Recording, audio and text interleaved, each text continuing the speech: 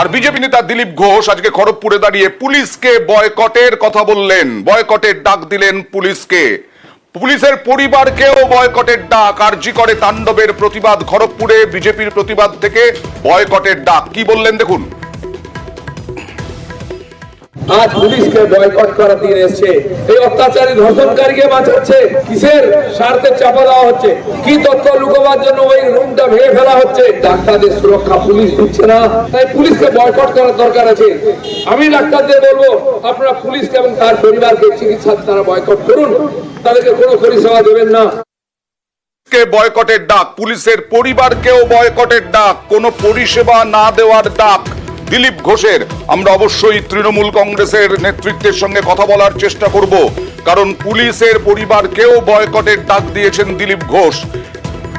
আরজি করে তাণ্ডবের প্রতিবাদ ছিল খড়গপুরে। তার বক্তব্য হচ্ছে পুলিশ নিরাপত্তা দিতে পারছে না, তাই পুলিশকে বয়কটের ডাক, পুলিশের পরিবারকেও বয়কটের ডাক দিলীপ ঘোষের। খড়গপুরে দাঁড়িয়ে আজকে এই হুঁশিয়ারি দিলীপ ঘোষের। আজকে বিভিন্ন জায়গায় বিজেপির কর্মসূচি, 2 ঘন্টা রাস্তা অবরোধ, পথ অবরোধ, 2 ঘন্টা প্রতীকী বন্ধ, এই সব নিয়েই বিজেপির আজকে কর্মসূচি। বিজেপি বিশেষ করে রাতভর যে তাণ্ডব, সেই রাতভর তাণ্ডব এবং পুলিশের ভূমিকার প্রতিবাদেই আজকে বিজেপির বিভিন্ন কর্মসূচি। আরো একবার দেখাবো দিলীপ ঘোষ কি বললেন। আজ পুলিশকে বয়কট করার দিন এসছে। এই অত্যাচারী ধর্ষণকারীকে বাঁচাচ্ছে কিসের স্বার্থে চাপা দেওয়া হচ্ছে?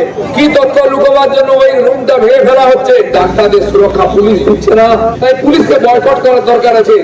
আমি ডাক্তারদের বলবো, আপনারা পুলিশকে এবং তার পরিবারকে চিকিৎসা তারা বয়কট করুন, তাদেরকে কোনো পরিষেবা দেবেন না।